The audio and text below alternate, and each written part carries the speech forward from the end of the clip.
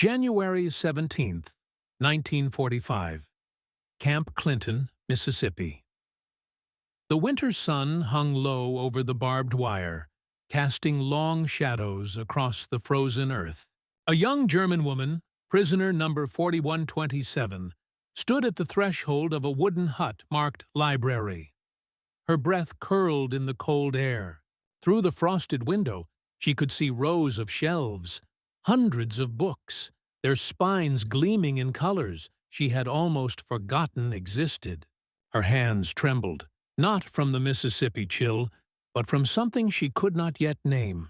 Behind her, 3 other women waited, their eyes following hers toward that impossible room. For 23 months, they had been told what to think, where to stand, when to speak. Now, an American sergeant was holding open a door and saying words that made no sense. Take your time. Choose anything you want. The book she would eventually pull from that shelf, a worn copy of Thomas Mann's The Magic Mountain, banned in Germany since 1933, would sit in her hands like a grenade. Not because of what it contained, but because no one stopped her from holding it. This was not the America they had been taught to expect. The story of female prisoners of war in American custody during the Second World War exists in the margins of history, overshadowed by the massive influx of male combatants who filled hundreds of camps across the continental United States. Between 1943 and 1946, the United States held approximately 425,000 Axis prisoners on American soil. Germans, Italians, and Japanese, in a vast network of internment facilities that stretched from the piney woods of Louisiana to the wheat fields of Kansas. Among them were approximately 150 women, a number so small it barely registered in military records, yet their experience would prove to be one of the most profound ideological confrontations of the war. These were not combat soldiers. They were nurses captured in North Africa, communication specialists seized in Italy, Luftwaffe auxiliaries taken in France, and Japanese-American women detained under Executive Order 9066 who had been reclassified as enemy nationals. They arrived expecting cruelty, the kind they had been taught was inherent to democratic systems. The chaos and brutality that their governments had promised defined American character. They had been shown propaganda films of Depression-era breadlines, told stories of racial violence, and assured that a nation of mongrels and capitalists could offer nothing but degradation to those it conquered. Instead, they found books. The Geneva Convention of 1929 had established baseline standards for prisoner treatment, but nothing in international law required intellectual freedom. Article 17 mandated adequate shelter and food. Article 39 required space for physical recreation. But the 27 crates of literature that arrived at Camp Clinton in December 1944 represented something beyond legal obligation. They were a weapon of a different kind, not the Springfield rifles carried by guards or the searchlights that swept the perimeter at night, but an arsenal of ideas that would prove more destabilizing than any bomb the 8th Air Force had dropped on Berlin. The library at Camp Clinton was not unique. By mid-1944, the U.S. War Department had implemented a systematic re-education program across the POW camp system, part of a broader psychological operations initiative that historians would later call the Intellectual Diversion Program. The theory was simple. You cannot force a person to abandon fascism, but you can create conditions where they question it themselves. Unlike the crude propaganda that had failed so spectacularly in the First World War, this approach was subtle, almost invisible.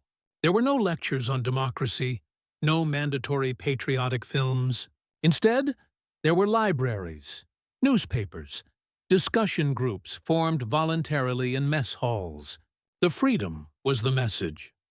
For the women held at Camp Clinton, Camp Ruston in Louisiana, and the smaller auxiliary facilities where female POWs were concentrated, this freedom manifested most powerfully in literature. The War Department's Special Projects Division had carefully curated collections that included both English and German texts, American novels by Steinbeck and Hemingway, German classics by Goethe and Schiller, philosophy by Kant, even carefully selected works by Thomas Mann and other authors the Reich had exiled or banned. The Japanese women, held separately under different legal classifications, received similar access to both Japanese and English literature, though their story would unfold under the darker shadow of racial prejudice that the European prisoners largely escaped. What the American administrators did not fully anticipate was how the simple act of unrestricted choice would function as a kind of psychological detonation. Prisoner 4117 had a name, though she would not appear in official records by anything other than her number until the camp's closure in late 1945. She had been Anneliese, a 24-year-old communications officer with the Luftwaffe Nachrichtenhelferinnen, the female auxiliary signals corps. She had been captured in southern France in August 1944 as the German defense collapsed, processed through a facility in England, then shipped across an Atlantic she had only seen in atlases. By the time she arrived at Camp Clinton, she had spent 6 months in captivity, long enough to understand that the Americans would not shoot her, but not yet long enough to understand what they intended instead. The library was opened to the female prisoners on a Tuesday afternoon, an unremarkable winter day distinguished only by the fact that it marked the first time in Anneliese's adult life that no one told her what she could read. In Germany, her education had been carefully controlled. At 16, she had been a member of the Bund Deutscher Mädel, where approved texts celebrated blood and soil, the natural order of racial hierarchy, the glorious destiny of the Volk. By 18, when she began her signals training, the only books in her barracks were technical manuals and party-approved fiction. She had grown up in a country where public book burnings were civic celebrations, where possession of the wrong novel could mean interrogation, where libraries were not repositories of knowledge, but instruments of ideological purity. The American library had a card catalog. This small detail, a wooden box filled with typed index cards, organized by author and subject, represented a cosmology she had never encountered. It suggested that knowledge could be neutral, that information could be organized without hierarchy, that a reader might seek a book for reasons having nothing to do with political utility. She had expected to choose something safe, a German classic perhaps, or a technical book on radio theory. Instead, her hand stopped at The Magic Mountain, and she pulled it from the shelf before she could reconsider. The act felt transgressive, dangerous. She glanced at the American librarian, a middle-aged Red Cross volunteer named Mrs. Dorothy Fletcher, who had volunteered for camp duty after her own son was killed at Anzio. Mrs. Fletcher looked up from her desk, smiled, and made a notation on a lending card. That was all. No questions, no lecture, no justification required. Anneliese carried the book back to her barracks, holding it against her chest, as if it might evaporate. That night, by the weak light of a single bulb that illuminated the long dormitory where 30 women slept in iron-frame beds, she opened to the first page. Around her, other women were reading too.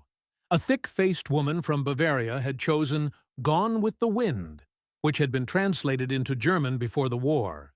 A younger prisoner, barely 20, was struggling through an English grammar textbook with a German-English dictionary balanced on her knee. In the corner, a former schoolteacher was reading Plato's Republic in the original Greek, which she had studied before such classical education had been deemed unproductive to the Reich's needs. The effect was not immediate. Ideology does not collapse from a single book, any more than a dam fails from a single crack. But something had begun. The symbolic power of the book, as object, as freedom, as choice, would become the recurring thread in the testimonies of female POWs who survived to speak of their American captivity. In interviews conducted decades later by historians and researchers, the library appears again and again, not as background detail, but as central transformative experience. For women who had spent their formative years in a totalitarian system that treated information as a controlled substance and education as ideological indoctrination, the casual abundance of unrestricted literature functioned as proof of a different worldview. They had been taught that democracy was chaos, that freedom meant disorder, that a society without strong centralized control would collapse into degeneracy. The American camp, with its peculiar rules, strict about security and routine, but bizarrely permissive about thought, challenged this framework at every level. Consider the testimony of prisoner 3891, recorded in 1983 for the University of North Carolina's POW Oral History Project. She had been a nurse attached to Rommel's Africa Corps, captured when the Axis position in Tunisia became untenable in May 1943. After 18 months in a British facility, she was transferred to American custody and eventually to Camp Ruston in Louisiana. In her interview, conducted in accented but precise English, she recalled her first encounter with the camp library. "We thought it was a trick. We thought they wanted to see what we would choose, to identify the traitors or the weak-minded. We had heard stories, terrible stories, about what Americans did to prisoners. Torture, starvation. We expected to be used for labor in their factories, to be worked until we were broken. Instead, they gave us books and asked what we wanted to learn. It made no sense. In Germany, if you were an enemy, you were destroyed or converted. There was no middle ground. But the Americans seemed to believe that if they simply left us alone with ideas, something would change. And they were right. The something that changed was not uniform or immediate. The re-education program, as scholars who have studied declassified War Department documents now understand, was never intended to create instant Democrats. The goal was subtler, to create doubt, to introduce cognitive dissonance, to plant questions that ideology could not easily answer. Why would a nation at war waste resources on prisoner education? Why would guards who had brothers and sons dying in Europe treat enemy women with such impersonal but consistent civility? Why would a library contain books that criticized America itself? Steinbeck's The Grapes of Wrath, with its brutal depiction of poverty, or Sinclair Lewis's It Can't Happen Here, which imagined American fascism.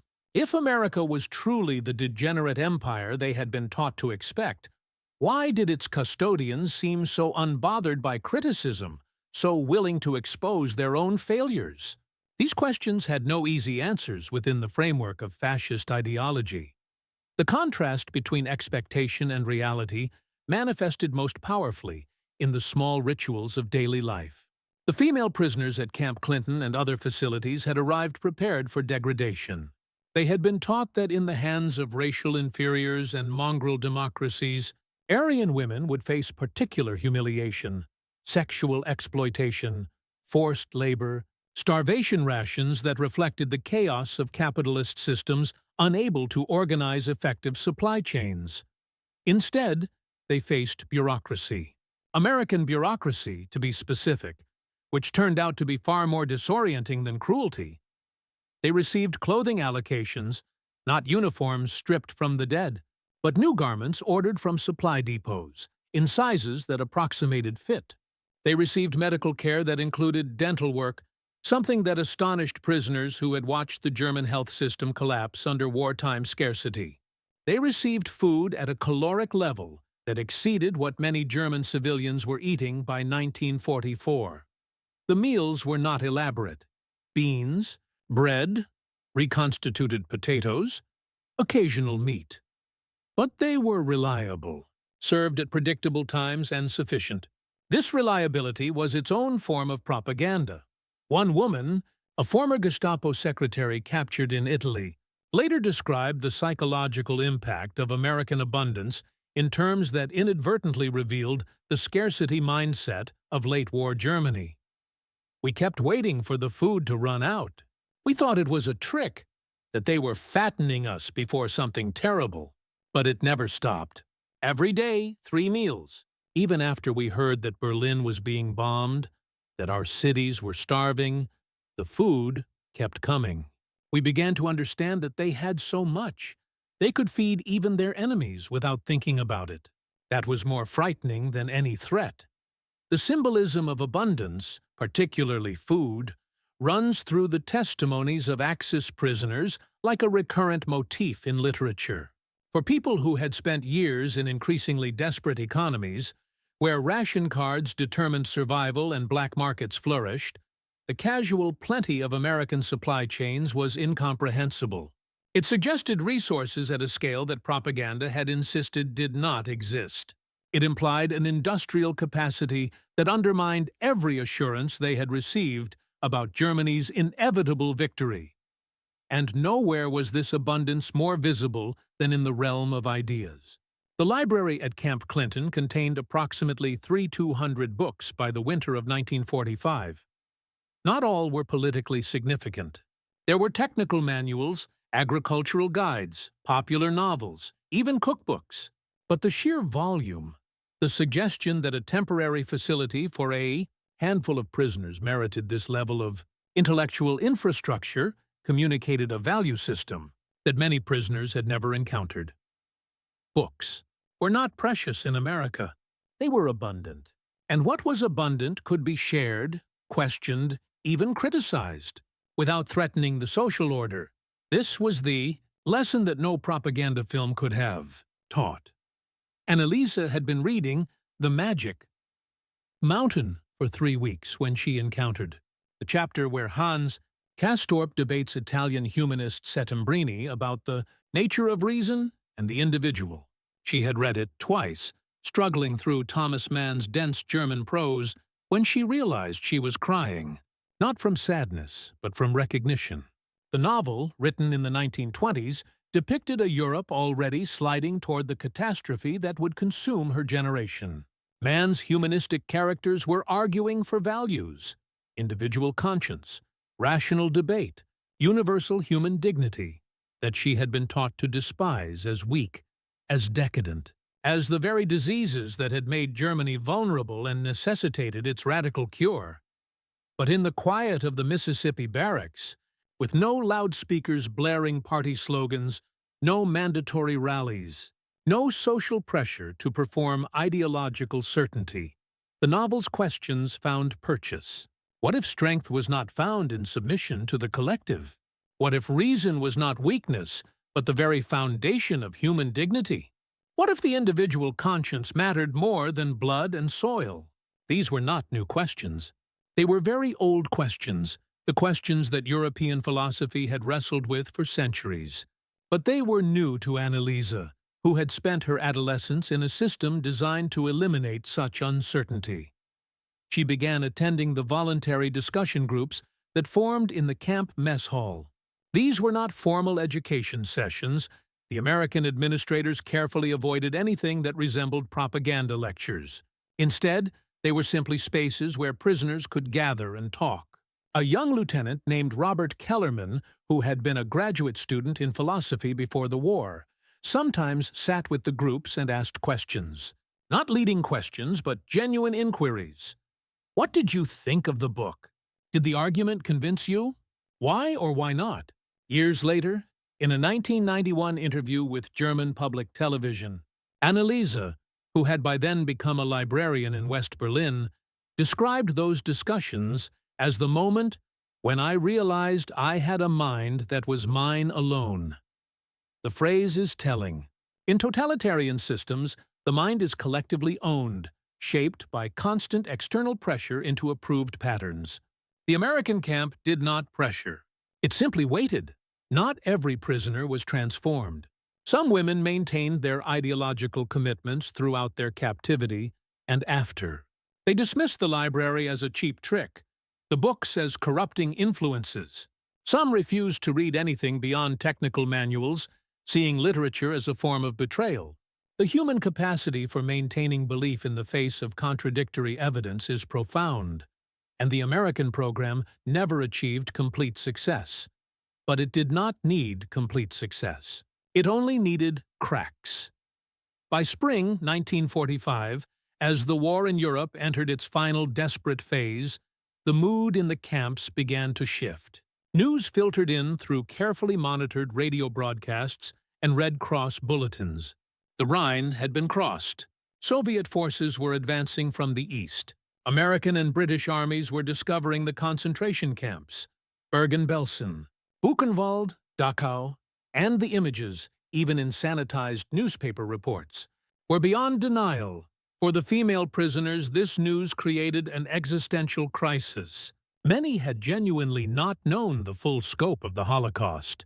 Others had known, but had not allowed themselves to fully comprehend. Some had been complicit in administrative roles, processing paperwork that facilitated atrocities they never directly witnessed. Now they were being confronted with the consequences of the system they had served, and no amount of ideological training had prepared them for it.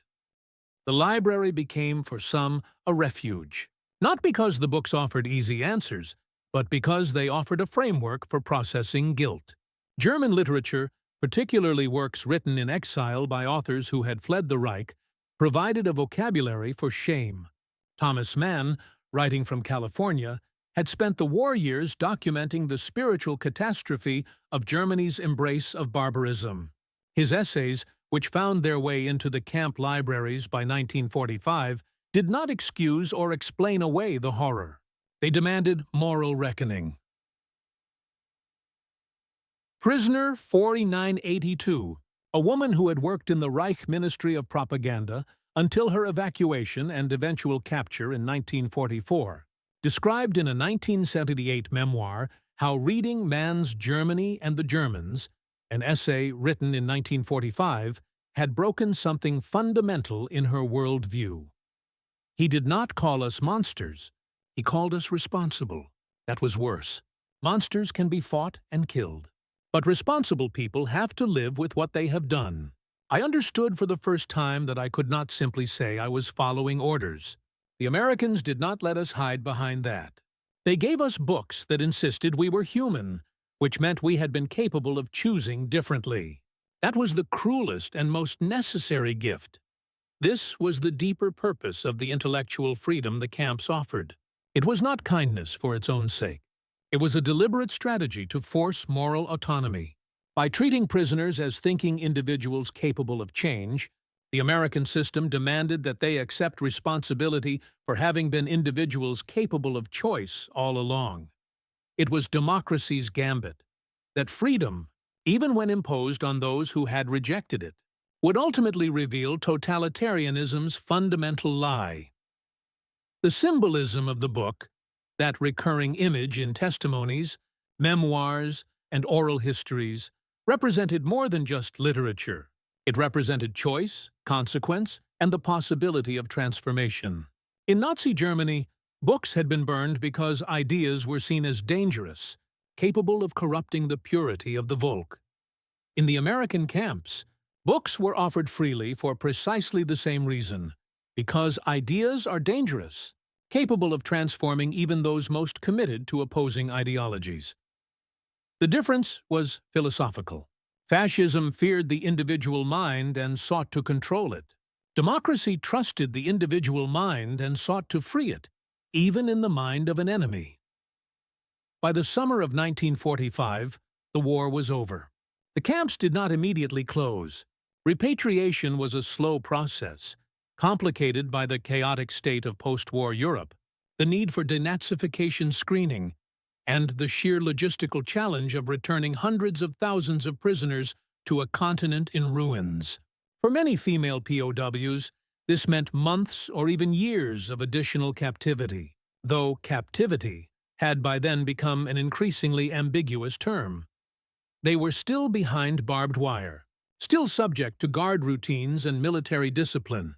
But they were also studying, reading, debating, and planning futures in a world that no longer existed in the form they had known. Some applied for permission to remain in the United States, though few were granted such requests in the immediate post-war years. Others prepared to return to a Germany that had been divided among victorious powers, its cities destroyed, its economy shattered, its moral foundation requiring complete reconstruction. The books they had read went with them, not physically, but as internal libraries, catalogued in memory. Years later, scholars studying the post-war reconstruction of West German democracy would identify a cohort of women who had spent time in American POW camps and later became librarians, teachers, journalists, and civic leaders. The correlation was not absolute, but it was suggestive. Ideas planted in Mississippi and Louisiana took root in the bombed-out cities of the new German Federal Republic. In the final months of the war, before her repatriation in October 1945, Annalisa wrote a letter to Mrs. Dorothy Fletcher, the Red Cross volunteer who had checked out her first book months earlier. The letter was intercepted by camp censors and preserved in the National Archives, where it was discovered by researchers in the 1990s. It reads, in translation, "Dear Mrs. Fletcher, I do not know if this letter will reach you or if I will be permitted to send it, but I must try. I want to thank you for the kindness you showed me, though I know you did not do it for me personally. You did it because you believed something I did not believe, that people can change if you give them the chance. I was your enemy. I wore the uniform of a nation that killed your son. You had every reason to hate me. Instead, you handed me a book and told me to take my time. I did not understand then. I think I understand now. You were not being soft or foolish. You were being dangerous. You were showing me that the Führer was wrong about the most important thing, that human beings are not simply products of race and nation, but individuals with minds that can think and hearts that can change. I will carry this lesson home with me to a country that must learn it or die. If Germany has a future, it will be because enough of us remember what you taught me. That freedom is not chaos, but the hardest and most necessary work. Thank you for the books. Thank you for the silence in which I could finally hear my own thoughts. The letter was never sent. Whether Mrs. Fletcher ever knew of its existence is unknown, but its preservation in the archives represents a kind of historical testimony, evidence of a transformation that official records only partially capture. The epilogue of this story is not a single moment, but a process that continued across decades. The female POWs who returned to Germany in 1945 and 1946 entered a society being forcibly re-educated by occupation authorities, where denazification tribunals attempted to sort the guilty from the complicit, from the merely swept along. Many of the women who had experienced American captivity found themselves in positions where their testimony mattered, questioned about their wartime service, asked to explain their beliefs, required to demonstrate their suitability for participation in the new democratic order. Some lied. Some told truths they had only recently learned themselves.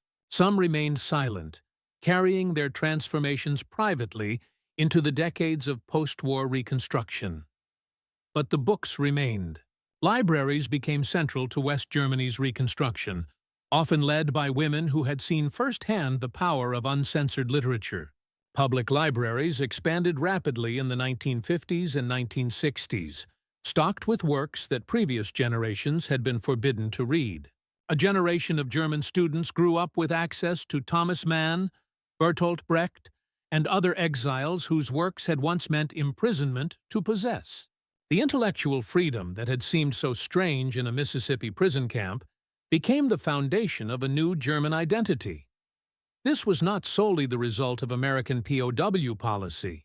The reconstruction of German democracy was a complex process involving occupation authorities, German reformers, international aid, economic recovery, and the Cold War pressures that made West Germany a crucial ally. But among the many factors that transformed Germany from fascist dictatorship to stable democracy, the small libraries in prisoner-of-war camps represented a microcosm of the larger process, the gamble that freedom, once experienced, would prove more compelling than the certainties of totalitarianism. The women who could not believe Americans let them read any book they wanted were confronting a truth that transcended mere policy or Geneva Convention compliance.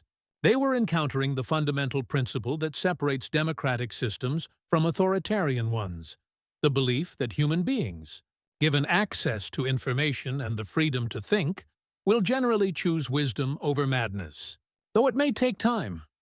This belief is neither naive nor guaranteed. History provides ample evidence of populations choosing tyranny, of democracies collapsing into dictatorship, of freedom squandered. The American library in a POW camp was not magic. It did not automatically transform fascists into Democrats, but it created a space, a quiet, unremarkable space filled with books and questions where transformation became possible.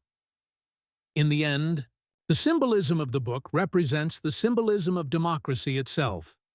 Messy, uncontrolled, trusting individuals with choices that might be wrong, believing that the process of free thought is more important than the guarantee of right thought. The women who walked into those libraries as prisoners of war, carrying the ideological certainties of a defeated regime, walked out months or years later as individuals who had learned the most subversive lesson, that their minds were their own. That lesson, planted in the Mississippi mud and Louisiana pine forests, would outlast the barbed wire, the guard towers, and the war itself. It would become part of the foundation on which a new Germany was built, part of the proof that democracy's strangest weapon, the freedom to read, to think, to question, remains the most powerful answer to tyranny's seductive certainties. And it began with a young woman standing at a library door, breathing cold winter air, reaching for a banned book, and hearing words she could not yet comprehend. Take your time. Choose anything you want.